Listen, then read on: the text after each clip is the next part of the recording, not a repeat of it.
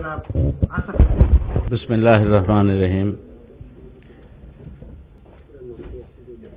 শ্রদ্ধেয় সভাপতি, আমি খুব কম জায়গায় আজকাল যাই এবং কে সভাপতিত্ব করবেন এসব না জেনে আমি কোথাও যাই না আজকাল। আমি আমার ছোট ভাইয়ের মতো মাহমুদুর রহমান সভাপতিত্ব করবে জেনে আমি এসেছি, কেননা সম্প্রতি বিগত 1 বছর আমি তাকে একজন সাহসী সৈনিকের ভূমিকায় দেখেছি। দুর্বল কোনো লোকের স্থান বাংলাদেশে বোধহয় এখন থেকে আর নাই। আমি 1947 সালে ফিরতে চাই। 47 সালের আমার তারিখ মনে নাই, সেপ্টেম্বর মাস, central working committee meeting of Indian National Congress, CWC meeting, presided over by Jawaharlal Nehru, Bombay.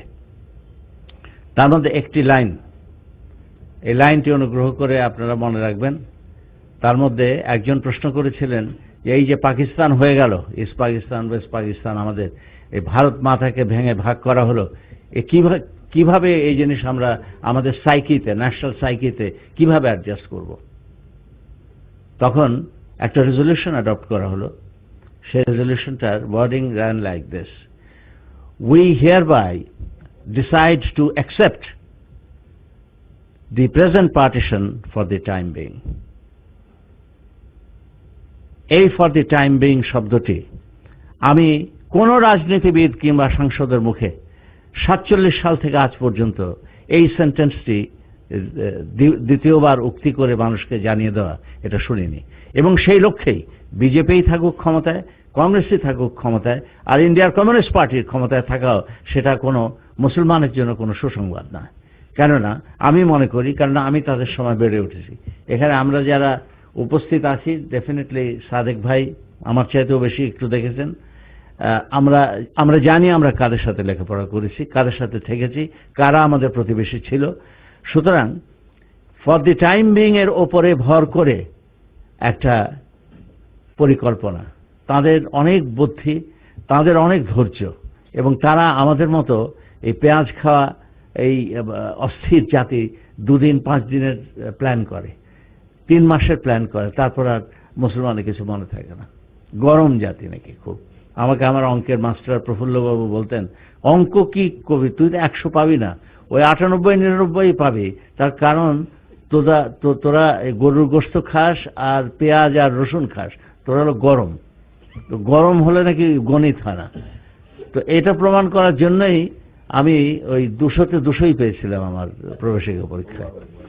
তো যাই হোক, এইভাবে মানুষ হয়েছি এবং ক্লাসে প্রথম হয়ে কোনোদিন আমার রোল নাম্বার 1 হয়নি, আমার রোল নাম্বার 2। আমি জীবনে প্রথম রোল নাম্বার 1 হয়েছে 1948 সালে। এবং আমার সাথে যে দ্বিতীয় হতো সে ইন্ডিয়ার 1958 ব্যাচের অল ইন্ডিয়া IAS এ প্রথম, তার নাম তুষারকান্তি ঘোষ, ওয়েস্ট বেঙ্গলের চিফ সেক্রেটারি ছিল। তো he use to have roll number 1 and I had roll number 2. এইভাবে আমার 1943 সাল থেকে 1948 সাল পর্যন্ত কেটেছে জেলা স্কুলে। আমাদের সকলের যদি এই জিনিসটি মনে রাখি যে সেই লক্ষ্যে একটি কাজ হচ্ছে অবিরতভাবে, অবিরামভাবে। 1971 ছিল তার একটি স্টেপ। এটা যদি বাংলাদেশের মানুষের প্রতি প্রীতি হয়, আজকে আমি কয়েকটা কথা বলবো যা আপনারা রেকর্ড করবেন। আমার বয়স যা হয়েছে আর সময় টময় নেই, হয়তো লিখে যেতে পারবো না, কিন্তু এগুলি আপনারা লিখবেন, কারণ আমি মিথ্যাচারণ করি না, আমি মিথ্যা কথা বলি না, আল্লাহ আমার সাক্ষী। সেই হিসেবেই আমি কয়েকটা কথা বলতে চাই। এই যে ফারাক্কা করতে পারে, যে তিস্তা বাঁধ করতে পারে, যে তিপাই মুখ করতে পারে, সে আমার বন্ধু হতে পারে না। সহজ কথা। যে আমার পানির পথ বন্ধ করে দিতে পারে, সে আমার বন্ধু হবে বলে আমি বিশ্বাস করি না। যার দেশে যেতে হলে সকাল 4টার থেকে ফকিরের মতো লাইন 3 কিলোমিটার দিতে হয় গুলশানে, আমি তাদের বন্ধু বলে মনে করি না। তো আমি এই বাংলাদেশে অনেক অভিজ্ঞতা, আমি 2-1টি কথা বলে শেষ করে চলে যাব। একটি হচ্ছে যে বন্ধুর তো কতগুলি পরিচয় থাকে, বন্ধুর কতগুলি লক্ষণ থাকে। আমি বাণিজ্য সচিব ছিলাম রিটায়ারমেন্টের ঠিক আগে। শেষ পর্যন্ত অনেক কথা বলে আমার ভারতীয় প্রতিপক্ষকে সার্কের মিটিংয়ের ঠিক আগে আমি তাকে 136টি পণ্যের একটি তালিকা করি। অরিজিনাল তালিকা ছিল প্রায় 300। এটা থেকে কমিয়ে কমিয়ে, যেটা মানে একেবারেই কোনো আপত্তি করবার কথা নয়, একেবারেই ইনকুয়াস, এইরকম দেখে একটা তালিকা দিই 136টি পণ্যের। সেই 136টি পণ্য উনি বললেন আমি 7 দিনের মধ্যে অন্তত পক্ষে 50টি পণ্যের এন্ট্রির কথা দিয়ে যাচ্ছি আপনাকে। ওনার কথা কোথায় আমি জানি না, উনি এখনো বেঁচে আছেন, দিল্লির গভর্নর, রিটায়ারমেন্ট এর পরে দিল্লির গভর্নর হয়েছিলেন কিছুদিন। একটি পণ্যের প্রবেশ অধিকার বাংলাদেশ পায়নি। আমি রিটায়ার করেছি 95 সালে। এই পানির বিষয়ে সাদেক ভাই খুব বাইরে যারা সরাসরি ভাবে বাইরে থেকে যুক্ত ছিলেন উনি তাদের মধ্যে একজন। তো he will bear me out. কিন্তু আজকে ওনার জন্য কিছু ইনফরমেশন আমি দিয়ে যাই। এই চুক্তির আগে প্রশ্নে আসি। এই পানি যখন এই বারাজ অপারেট করবার অনুমতি চাইলেন তখন মিসেস গান্ধীর ব্যক্তিগতভাবে লেখা একটি চিঠি বঙ্গবন্ধুর কাছে। আমি তখন ভারপ্রাপ্ত সচিব পানি সম্পদ মন্ত্রণালয়ের। এই চিঠিটি নিয়ে আমি এবং তদানীন্তন মন্ত্রী যিনি ছিলেন আমরা গেলাম। উনি চিঠিটি মন্ত্রীর কাছে পাঠিয়ে দিয়েছেন। This are history and you must remember. তাকে বলা হলো যে, বঙ্গবন্ধু জিজ্ঞেস করলেন যে কি তো চালু করবে, তো এ তো বলছে এক্সপেরিমেন্টালি চালু করবে, এটা পারমিশন দিয়ে দিই। আমরা স্যার পারমিশন না দেওয়া ভালো, কিন্তু হঠাৎ করে একটা পারমিশন, খারাপ পারমিশন দেওয়ার চেয়ে চুক্তির মতো চুক্তি না থাকা ভালো। উনি বললেন যে না না না, এটা তো শুধু তো অন ট্রায়াল বেসিস বলেছে 7 দিনের জন্য। আমরা স্যার আমি জানি না, মানে আমার এই ধারণা, আমার তো বেশি কথা বলা সাজে না, আমি তো আবার মুক্তিযোদ্ধা টোদ্ধা না, আমার নানা অসুবিধা।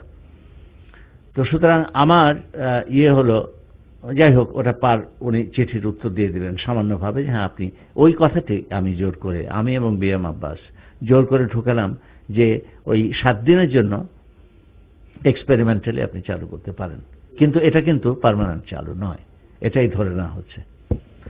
এই সংবাদটি অনেকে জানেন না, কিন্তু সেই যে চালু হলো সেই চালু কিন্তু আর কোনোদিন আর দ্বিতীয় কোনো পত্র আসেনি কোনো অনুমতি চাইবার।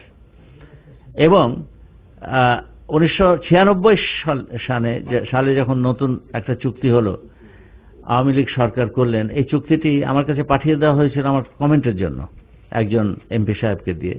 আমি এর মধ্যে পড়ে অল্প সময় 1 ঘন্টার টাইমে তো অত দেখতে পারিনি, আমি পড়ে দেখেছিলাম যে এর মধ্যে কোনো গ্যারান্টি ক্লজ নাই, জয়েন্ট অপারেশন নাই, কোনো আরবিট্রেশন নাই। সুতরাং এটা একটা অসম্পূর্ণ চুক্তি, খারাপ চুক্তি। খারাপ চুক্তি চেয়ে না চুক্তি থাকা ভালো, অ্যাটলিস্ট চিৎকার করা যায়। তো এই চুক্তিটিকে চুক্তি বলার পরে আর পৃথিবীর কোথাও যাওয়া যাচ্ছে না, এই জন্যে তারা বলে you are already under an agreement with India. আচ্ছা, এই চুক্তির বিষয় আপনাকে, আপনার কথার সাথে আমি একমত। আমি একটি কমেন্ট করেছিলাম দিল্লি এয়ারপোর্টে খুব ডিজেক্টেড হয়ে, কারণ যে ব্যবহার, আমি যে পদেই থাকি, আমি যত ছোট কেরানি হই না কেন, ভারতের যিনি সচিব, আমি তো একই মর্যাদা পাওয়ার কথা আমার বলে, তিনি যেভাবে কথা বলেন আর ওনার পিএসের রুমে বসিয়ে রাখতেন, সেটা আমি তার নাম বলতে চাই না, মনে হতো যে উনি কি ওনার পিএস না পিএ কি আমার নতুন অ্যাপয়েন্টমেন্ট হয়েছে আমি জানি না। তো যাই হোক, এগুলি সব মুখ বুঝে সহ্য করেছি, কেননা তখনকার সরকার এত বেশি কৃতজ্ঞতায় একবারে অবনমিত যে কোনো কথাই বলা যাচ্ছিল না। যাই হোক, আমরা সেই সভায় থেকে আমি একটা কমেন্ট একটু করে ফেলেছিলাম। পরের দিন স্টেটসম্যান খুব জঘন্য একটি এডিটোরিয়াল লিখেছিলেন আমার নাম ধরে, যে অপ্রাপ্তবয়স্ক এবং পাকিস্তানি মেন্টালিটি সম্পন্ন পাকিস্তান ফেরত এক অফিসার অসভ্যের মতো এরকম আচরণ করে বেড়াচ্ছে ইত্যাদি। আমি ঢাকায় আসার পরে বঙ্গবন্ধু আমাকে ডেকে পাঠান, ইউ মাস্ট শেয়ার দিস। উনি আমার ডেকে পাঠান এবং আমাকে মন্ত্রী বললেন যে আপনার কাজ হয়ে গেছে। কি বলে, ভীষণ রাগ, উনি ফিউরিয়াস। তা আমি গেলাম, রাত তখন প্রায় 11:30 ওনার বাসায়, উনি অফিস থেকে গণভবন থেকে বাসায় আমি গেছি। To my extreme surprise and shock, he put his hand, উনি আমার ছোটবেলা থেকে চেনেন, উনি আমার আত্মীয় হন, আমার কাজ, আমি ফরিদপুর গোপালগঞ্জের ছেলে, আমার কাঁধে হাত দিয়ে আমাকে ওই ছোট্ট সিঙ্গেল সোফার মধ্যে টেনে বসে বললেন যে আমি তো ভারতের নুন খাই নাই। You listen to this. একটা শব্দ আমি যদি বানিয়ে বলি কি বাড়িয়ে বলি, আল্লাহ যেন এর শাস্তি আমাকে কবরে দেন। আমি তো ভারতের নুন খাইনি। সুতরাং তুই যা বলেছিস ঠিক বলেছিস। ওনার বাংলা ভাষার উচ্চারণ একটু ওই দক্ষিণ অঞ্চলে ছিল বলে তুই চালায় যা, এই ছিল ওনার ভাষা। This is how he ended and I continued. I thought যে I have got a green signal. সুতরাং এইটা কি আমি দীর্ঘ করে যে চুক্তির কথা আপনি বললেন 1974 সালের 24 থেকে 28 মে আপনার রাষ্ট্রপতি ভবন দিল্লি, ভিভি গিরি তখন রাষ্ট্রপতি। এটা you must hear very carefully. আমি লাঞ্চ খাওয়ার সময় ভিভি গিরির ওখানে বঙ্গবন্ধু, তার একটু দূরে মিসেস গান্ধী দাঁড়ানো। যে কারণেই হোক উনি আমাকে খুব স্নেহ করতেন, আমার ধারণা, কারণ বহুবার মিটিং করেছি এবং আমারও মনে হয়েছে খুব বুদ্ধিমতী, খুব বিচক্ষণ মহিলা। আমি ওনার পাশে দাঁড়িয়ে একটা ছবি তুলতে গেলাম। আমি বললাম যে I want to be photographed with you. তো I am not very good looking. তো উনি হাসলেন, হেসে ক্যামেরাম্যানকে ইঙ্গিত করলেন, ছবি একটা তোলা হলো। তো এই ছবি তোলার সুযোগ নিয়ে আমি বললাম যে ম্যাডাম প্রাইম মিনিস্টার, আমি আপনাকে দুটো প্রশ্ন, তো করা যাচ্ছে না মিটিংয়ে, মিটিংটা একটু পরে আবার শুরু হবে, এখন তো রিসেস। আমার প্রথম প্রশ্ন হচ্ছে, সাদেক ভাই আপনি একটু শুনবেন কাইন্ডলি। আমি বললাম যে could you have operated this barrage the manner you are operating it now if Bangladesh would have remained East Pakistan? শুধু এই মহিলার বুদ্ধিমত্তার প্রশংসা করতে হয়। উত্তর দিলেন কি শোন, বলেন pass on to the next question. এটাকে বলে বুদ্ধিমত্তা। আমি বললাম my second question is could you have operated this barrage the manner you are doing it now if it were part of India? She walked away and joined Sheikh Mujib in lunch. These are the stories. These stories must be told. সেই ছবি যেটা আছে ইন্দিরা মুজিব চুক্তির, ওটায় বঙ্গবন্ধুর পাশে দাঁড়িয়ে কলম ধরে আমি দাঁড়ানো। আমি সমস্ত কিছু জানি এবং ওই চুক্তিও সই করার সময় একটি ঘটনা ঘটে, সেই ঘটনাও আপনার জানা উচিত। কারণ এ আমার কবে মরে যাব বলতে পারবো না, এটা বলা হয়নি। এটা সাক্ষী সবাই মরে গেছে, বেঁচে আছে শুধু একজন, কামাল হোসেন। কামাল হোসেন আর আমি, he was foreign minister, I was water secretary, B.M. Abbas was water advisor, Khondokar Mushtaq was water minister, Bangabandhu was prime minister, Mr. Nurul Islam was foreign trade secretary, and Fakhruddin Ahmed was acting foreign secretary. Taslimar boro bhai, he died. So আমি আর কামাল হোসেন ছাড়া কেউ জীবিত নাই। আমি আজও জানি না যে ডক্টর কামাল হোসেন কেন এই কথা জাতিকে বলেননি, আমি বলছি আপনাকে। একটি প্রশ্ন করছেন Sardar Swaran Singh, foreign minister of India, তার পাশে বসা mister Kewal Singh, the foreign secretary of India, বলছেন যে Bangabandhu, the people of India might misunderstand you, the government knows they will not misunderstand you, but people of India might misunderstand you because it was our understanding that our foreign policy shall be coordinated. Your joining in OIC meeting Lahore, we had no consultation, and therefore there was no coordination. And people of India think that we are not following the same foreign policy with Pakistan. আপনাকে উত্তরটা আমি শুনে, আমি ওনাকে নকল করতে পারবো না, সেটা করা উচিত হবে না, কিন্তু শুধু শব্দগুলি শুনবেন তার পিকুলিয়ার ভাষায় এবং তার পিকুলিয়ার ইংরেজিতে, তার ইংরেজি বাংলা দুটোই ক্ষমা করে দিয়ে আমরা content. This is the first time in my life that I was proud that we had a founding father of a nation who had so much courage. এর আর সাক্ষীর কোনো প্রয়োজন নাই, আমি যথেষ্ট। উনি একটা টেবিলে he thumped the table so hard যে টেবিলে আমরা যারা বসা ছিলাম 7 জন, the coffee spilled, এবং ওনার গলার আওয়াজের মধ্যে খুব পৌরুষ ছিল। উনি দিয়ে বললেন, মিস্টার, আমি ওনাকে নকল করতে পারবো না, আমি শব্দগুলি বলছি, mister Soren Singh, don't teach me subcontinental politics, but remember I understand the difference between coordination and subordination. I do not need anybody's permission to go and visit OIC. I represent a country where 90% are Muslims, and I have gone to join. We are the second largest Muslim nation in the world, and I have gone to join them. Whether it is in Lahore or whether it is somewhere else is a different thing. But I don't need anybody's permission. This is another thing that that supports what you had said. আজকে এসব কথা মনে পড়ার কথা না, কিন্তু মনে পড়ছে এই জন্যে যে আমি একটা অনিবার্য গতিতে, much to the regret and sadness of my presiding president today and Hannan and Sadiq Bhai, and কারণ ওদের চিন্তার উৎসের শক্তি আমি বুঝি।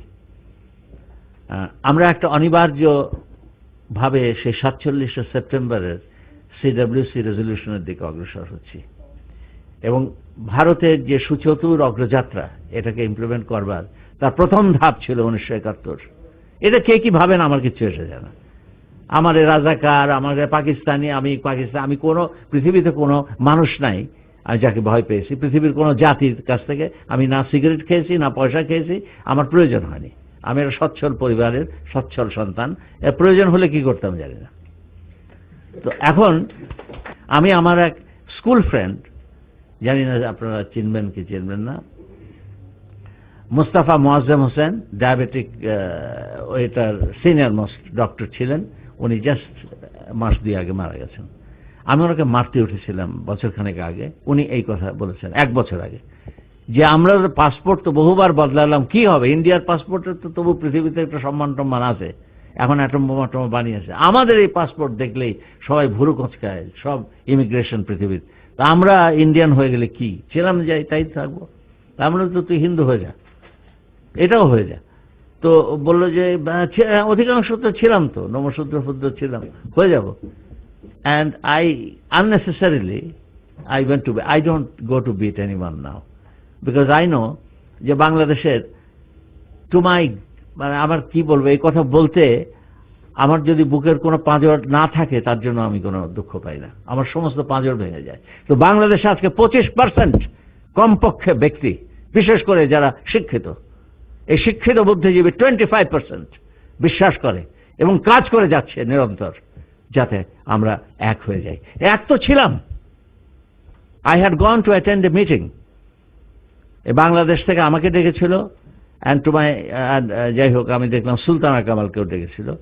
একটা কি প্রবাহ সংঘ একটা আছে, প্রবাহ সংঘ, এটার মেম্বার আদবানি, এটার মেম্বার ওই যে মুসলিম একজন অভিনেত্রী আছেন ওই শাবানা আজমি, এটার মেম্বার এই যে গান্ধীর পুত্র ওয়েস্ট বেঙ্গলের গভর্নর, এরা সমস্ত। তো সেখানে আমাকে ডাকার কি কারণ, it must have been the oddest mistake they made. এবং সেইখানে এত সুন্দর হসপিটালিটি এবং এত সুন্দর ভাবে রিসিভ এর আগে কোনোদিন আমি জীবনে এত যে ইন্ডিয়ায় মিটিং করতে গেছি। কিন্তু সেখানে সামারি বলে দিই আপনাকে, এই সাবজেক্ট হচ্ছে লিভিং উইদাউট ফ্রন্টিয়ার্স। 1947 সেপ্টেম্বর, কেউ কথা বললেন না। আমার বাঁ পাশে বসা আদবানি সাহেব, যাকে আমার মনে হচ্ছিল, আমার কি মনে হচ্ছিল আপনাকে বুঝতে পারো, আমার মনে হচ্ছিল যে আমার বয়স তো তখন যখন গেছি তখন I was 73, যে আমার বয়স যদি এই 40-40 হতো, আদবানি সাহেব আর দিল্লি ফিরতে পারতেন না একেবারে ফর শিওর। না হাত তোলা না, আমি this is the nature I have. আমি ব্ল্যাক অ্যান্ড হোয়াইটকে জীবনকে ডিভাইড করে নিয়েছি, এবং আমি I am in the white বলে আমি মনে করি, কারণ আমি বিশ্বাসী। তো ব্ল্যাক সাথে আমার সংগ্রাম ইজ ইটার্নাল। এইখানে কথা হয়েছিল ফ্রন্টিয়ার উড়িয়ে দেবা, এখানে কত ফ্রন্টিয়ার উড়িয়ে দেবা, এখানে কত গজল গাওয়া হলো, কত সঙ্গীত করা হলো, কত কাব্য, যে আমরা এক, প্রেম, ভালোবাসা, মমতা, একটা মধুমালতী একটা রাগ আছে, একটা মধুমাত সারাঙের, তো মধুমালতী রাগের সব বক্তৃতা। আচ্ছা, আমি বললাম যে দেখেন আপনারা গান টান করলেন, আমি কিন্তু আসলে গায়ক, প্রফেশনাল, এবং এরকম চলো ফিরসে মুস্কুরায়, আমি ফয়েজ আহমদ ফয়েজের এরকম বহুত গজল গেয়ে একদম বিমোহিত করে দিতে পারি আপনাদের। কিন্তু আমার একটা কথা, আজকে যে living without frontiers, we had been living without frontiers. India was not partitioned. Up to 47, for hundreds and hundreds of years, we had been living together. why we have lived separately, why it was decided that we live separately. না না, এই একসাথেও ছিলাম, এটা আবার হতে হবে কেন? একসাথে ছিলাম, ভাঙলাম কেন? সেই কারণগুলো যদি আজকে আর না থাকে, এক হতে আমার আপত্তি নাই। সেই কারণের মধ্যে কি ছিল? আমাদের রাজনৈতিক বিষাক্ততা, একের অন্যের প্রতি ঘৃণা। সেই ঘৃণার কাহিনী ওই ইংরেজ আমলে আমরা যারা লেখাপড়া করেছি তাদের কাছ থেকে একটু শুনে নিন। আজকে সেটা বলে ওনার 5 মিনিট আমি অনেক আগে অতিক্রম করে গেছি, আমি সেই জন্য আর ধৈর্যচ্যুতি ঘটাতে চাই না। যে অপমান, মশলা ছাড়া কোনো নামে স্কুলে আমাকে কোনো হিন্দু শিক্ষক অ্যাড্রেস করেননি, দোনারা পায়জামা পড়তাম বলে। অথচ আমার বাপ সেই স্কুলের কমিটির ভাইস প্রেসিডেন্ট এবং ডিস্ট্রিক্ট ম্যাজিস্ট্রেট প্রেসিডেন্ট ফরিদপুরে। এটা একটা জেলা স্কুল, সরকারি, ওয়ান অফ দি ওল্ডেস্ট জেলা schools of Faridpur, of Indian subcontinent. কোনদিন আমার নাম, আপনারাও সেই নামে আমাকে ডাকতে হয়তো পারেন, আমার তো একটা নাম আছে, একটা আসাফুদ্দৌলা তো একটা নাম, আমরা ফসাফজদৌলা বলে ডাকতাম। হ্যাঁ, ফসাফস বলে ডাকতেন আমাকে। আমি তাই রয়েও গেছি তাই তো। এবং আমাকে আমার হিস্ট্রির টিচার সুনীল বাবু, আমরা চাইনি এসব কথা আজকে বলতে, শিক্ষকদের পায়ে ধরে সালাম করতাম আমরা, আমাদের সময় এই ছিল ট্র্যাডিশন, সেখানে হিন্দু মুসলিম কোনোদিন থেকে নেই। সেই সুনীল বাবুর প্রশ্ন হাফ ইয়ারলির পরীক্ষায়, হু in your opinion, who comma in your opinion is the greatest empire of India. এটা তো সুনীল বাবুর ওপিনিয়ন না, এটা তো আমার ওপিনিয়ন নাকি? আমি যদি বুঝে থাকি ইংরেজি, আমি বাবরকে বলেছিলাম দি গ্রেটেস্ট। উনি আমাকে বললেন স্ট্যান্ড আপ বেঞ্চে, আমি বলছিলাম আমি জীবনে বেঞ্চে দাঁড়াইনি কোনোদিন। বলে I am ordering you to stand on the high bench. I said sir I will not, but I want to know why you want to make me stand on the bench. বলে যে চন্দ্রগুপ্ত মৌর্যকে চোখে দেখো না, অশোককে চোখে দেখো না, সমুদ্রগুপ্তকে চোখে দেখো না। ক্লাসের মধ্যে চিৎকার করছেন আমার দিকে তাকিয়ে, লাইক এন ইনসেন। আমি এতটুকু ছেলে, ক্লাস 5-এর, এতটুকু।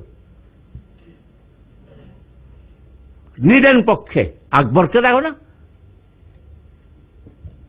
আমি বললাম যে স্যার, এদের সকলের কথার উল্লেখ আছে আমার এই 16 পাতার এসেতে, কেন আমি অন্য কাউকে চাইতে বড়? আমার অ্যাসাম্পশন হয়েছে একটা মানুষ মহান না হলে সে মহান রাষ্ট্রপতি হতে পারে না, তার বেসিক কোয়ালিটি থাকতে হবে। এবং বাবরের সাথে ছিল, he was a saint, he was a poet, he was an astronomer, he was a mathematician, and he was great Muslim. জীবনে বিছানায় শোয় নাই, জীবনে সিংহাসনে বসে নাই। I think he was a great man. ছেলের রোগ নিজে নিয়ে মরে গেছে, লাইক এ সেন্ট। এবং হুমায়ুন যে লাইব্রেরি থেকে পড়ে মারা গেছেন, লাইব্রেরি বাবরের করা। এবং আপনি এই সমস্ত আমার এই কাহিনী পাবেন বাবর নামায়। ওই ভিনসেন্ট স্মিথের বইও তখন আমার মুখস্থ, ঈশ্বরী প্রসাদেরও মুখস্থ, বাবর নামাও মুখস্থ। সুনীল বাবুর সেই প্রশ্নের উত্তর হয়েছিল, হেডমাস্টার গিরিশ বাবু ডাকলেন, ডেকে হি হুইপ মি, এতটুকু হাত আমার, রামদয়াল ও ঘন্টি বাজাত, 3টা মার রামদয়ালকে দিয়ে বাড়ালেন, উনিও না। আমি তো ওনার মারার যোগ্য না, উনি তো ভট্টাচার্য, আমি তো কুকুরের সন্তান, তো কুকুরের সন্তানকে তো রামদয়ালই মারবে।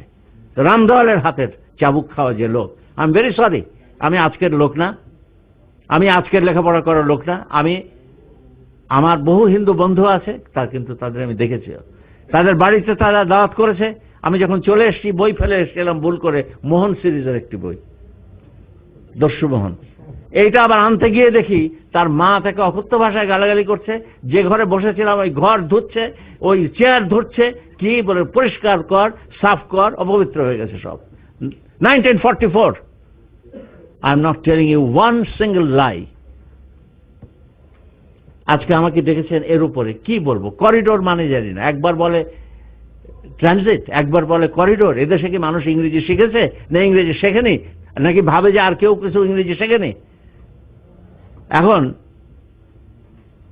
Corridor has a পার্মানেন্স। আমি যেটুকু ইংরেজি বুঝি, ইংরেজির মাস্টারি করেছি এই বিশ্ববিদ্যালয়ে, আমি যেটা বুঝি সেটা হচ্ছে যে if it is a transit, it's for a smaller period, it's a smaller period. একটা ট্রানজিট মানে you can't reach to your destination, you stay here and then you go back. আচ্ছা, আর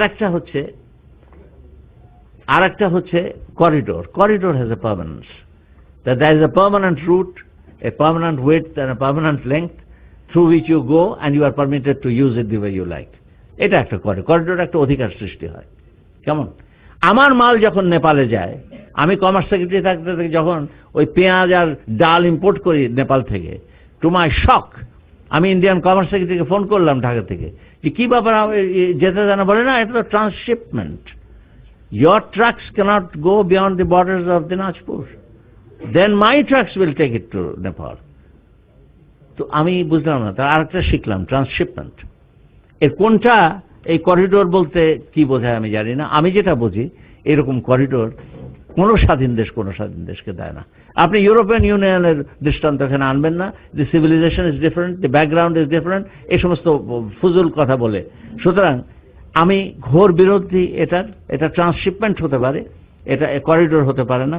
task force, you are inviting কুমির, you are inviting a কুমির। East India কোম্পানির পরশিক্ষা হয়নি, এইভাবেই আসে যে শুধু আপনার গুপ্তচর বৃত্তিতে একটু সাহায্য করি। কই, আমার একটা ব্রিজ বানাবার সময় তো সাহায্য করতে আসে না কেউ। আমার ইউনিভার্সিটিতে তো বলে না কখনো ভারত যে আমি 10টা ভালো প্রফেসর পাঠাই, সেটা তো কেউ বলে না। 5টা ভালো ডাক্তার পাঠাই। তো যাই হোক, এই টাস্ক ফোর্স খাল কেটে কুমির আনবেন না। টিফা চুক্তি আমি বলেছি, আমার বাণিজ্য সচিব হিসেবে আমার যে অভিজ্ঞতা, তাতে কোনো কিছু দেবার জন্য এত ব্যগ্র হওয়া ঠিক না, রাজনৈতিকভাবেও না। এবং স্বাধীন কোনো রাষ্ট্রের স্বাধীন চেতা রাজনীতি থাকলে সেখানে দেবার ব্যগ্রতার চাইতে নেবার ব্যগ্রতা বেশি হওয়া উচিত।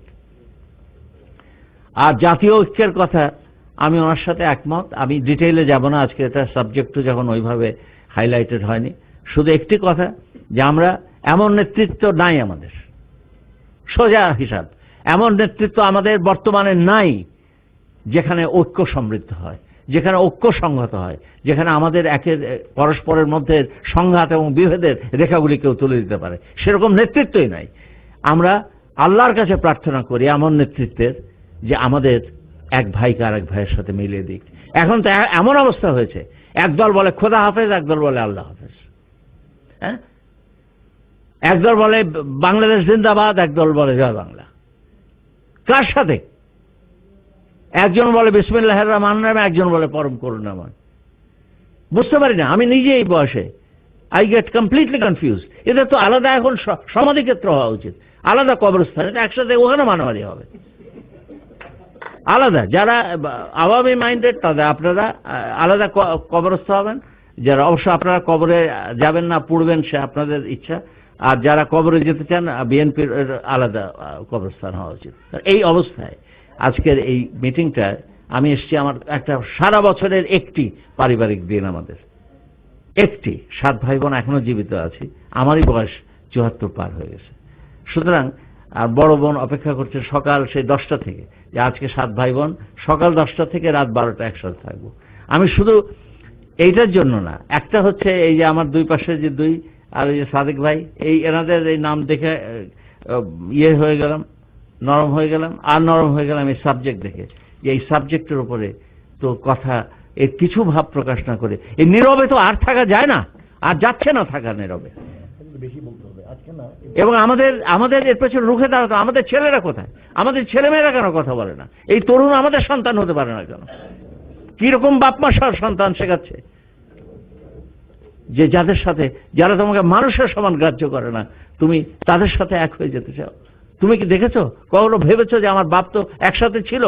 ওই তরুণকে জিজ্ঞেস করুন যে ওর বাপ যেন বলে যে সে একসাথে হতে চায় কিনা। যদি কেউ রাজনৈতিকভাবে পাকিস্তান ভাঙার বিরুদ্ধে মতবাদ রেখে থাকে, as a political opinion, there is nothing wrong in it. Wrong হয়েছে তখন যখন সে বলেছে ওই বাড়িতে একটা ছেলে আছে, গিয়ে ধর ওর মার, ওইখানে একটা ইন্টেলেকচুয়াল আছে, ওকে ধরে আমি দিচ্ছি, আপনি মেরে ফেলেন। That is where the crimes were committed and those should be tried and looked into. সাক্ষী নিয়ে আপনি ইয়ে করে ফেলেন। কিন্তু আপনি এমন একটা ভাব, টেররিজমের ডেফিনেশন ব্রডেন করতে করতে এমন এক অবস্থা আপনি করেছেন যে আজকে আমার আব্বার ছবি যখন দেখি আমি, মাথায় সাদা টুপি এবং সাদা সেই দাড়ি, তখন আমার মনে হয় আমার আব্বাকে ছিলেন নাকি রাজাকার। কারণ ডেফিনেশন এবং নাটকে সবকিছুতে এমন ভাবে করছেন, নাটকের মধ্যে সবচেয়ে খারাপ যে বদমাইশ, যে রেপিস্ট চেয়ারম্যান, ওইটার মাথায় টুপি, এখানে কালো দাগ, তার সাদা দাড়ি। এই কোন খেলা? এই খেলা তো সেই 46-47 দেখেছি, তার জন্যই তো আলাদা হয়েছিল। আবার সেই খেলা শুরু হয়েছে। আর এই খেলার প্রতি আপনাদের আমার করজোড়ে একটি কথা, যে আমাদের প্রত্যেকের বাড়িতে আমাদের সন্তান আছে, আমাদেরও ছেলে মেয়ে আছে, আপনি তাদের উদ্বুদ্ধ করেন। এইভাবে পারবেন না। আপনি এইখানে যে দূতাবাস যা করে ওদের, কিছু লোক আছে যাদের কোনো ইনকাম নাই, যাদের আপনাদের জিজ্ঞেস করা উচিত আপনার মাস চলে কি করে। আমি তাদের নাম বলতে চাই না, সবাই এই দেশের একেবারে প্রথম সারির বুদ্ধিজীবী। এর মধ্যে 4-5টা আমার ক্লাস ফ্রেন্ড, সব কটা ফেল করা ছাত্র, বুদ্ধিজীবী। তোর লেখাপড়া তো কবে করলি? তুই তো লেখাপড়া করলি, আমার নোট নিয়ে তাও ফেল করলি। তো এখন হয়ে গেছে তাদের বুদ্ধিজীবীর সারি টাকার প্রথম আসরে তাদের নাম। আমি অ্যাবসলিউটলি শকড। তো এই সব জিনিস মনে রেখে হয় আমরা আমাদের বিশ্বাসকে, আমাদের উপলব্ধিকে জীবনে স্থান দেব। কারণ আমার জীবনে যা কিছু শিক্ষা, মাহমুদুর রহমানের জীবনে যা কিছু শিক্ষা, কি হান্নানের জীবনে যা কিছু শিক্ষা, কি সাদেক ভাইয়ের জীবনে যা কিছু শিক্ষা, তার 95% উৎসাহিত হয়েছে আমার ধর্মবোধ থেকে, ওই একটি বই থেকে, আর ওই এক মানুষ যাকে নিয়ে মুসলমান যত ইয়ার্কি করে, মুসলমান যত অপমান করে, এত অপমান আমি হিন্দুকেও করতে দেখতে।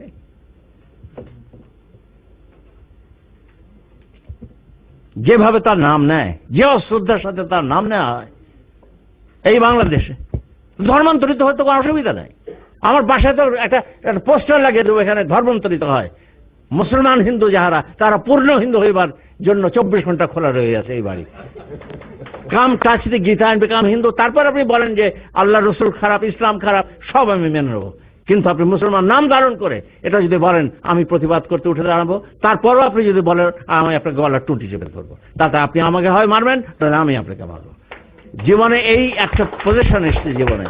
আজকে টেরোরিজমের ডেফিনেশন দিয়ে আমাদের জন্য কবরের মধ্যে ঢুকে ফেলা হচ্ছে।